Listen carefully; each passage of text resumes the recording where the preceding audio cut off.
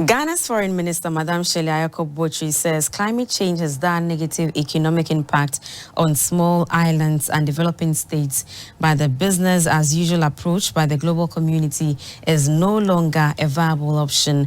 Addressing the fourth conference on small island developing states in the capital of Antigua and Barbuda, St. John, she called for a new financial architecture to enable the countries to build resilient, productive and environmental capacities. Barbados was the birthplace of the conference on Small Islands Developing States SIDS 40 years ago. But the 40-year-old SIDS is yet to walk, let alone run to carry the baton of building resilience to climate change to the next generation. To the Prime Minister of Antigua and Barbuda, Gaston Brown, the way out of the quagmire is for the global north, which emit more carbon, to fulfill their pledge of $100 billion annually. Also, he indicated that his country is taking steps to tackle climate change through technology.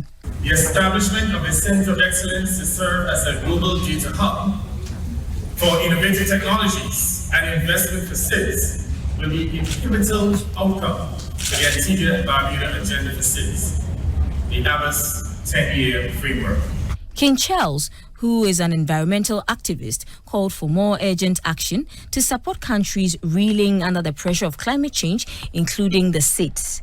The Sustainable Markets Initiative, which I founded in 2020, is working to support green economic growth with its corporate members, committing over $9 trillion globally for climate and nature investments in carbon mitigation and nature conservation.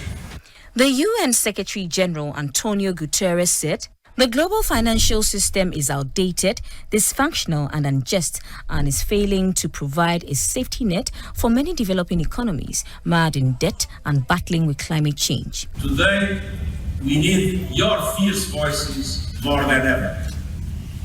Calling out the G20 countries that failed to cut emissions of greenhouse gases, and G20 represents 80% of the emissions, and demanding that every country aligns its national climate plans with 1.5 degree limit, with credible timelines and policies to phase out fossil fuel production and consumption.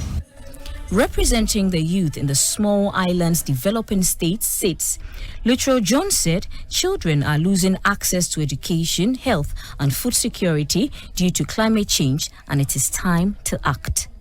And to Ghana's Foreign Minister, Madam Shirley Ayoko-Botry, reforms are needed for a more fair and effective international financial and economic systems to provide the SIDS resources and capacities to be resilient.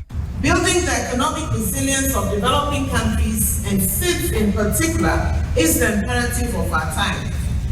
This includes building resilience to the economic and environmental impacts of climate change, as well as taking action to build the necessary productive capacities to support a process of structural transformation leading to sustainable development.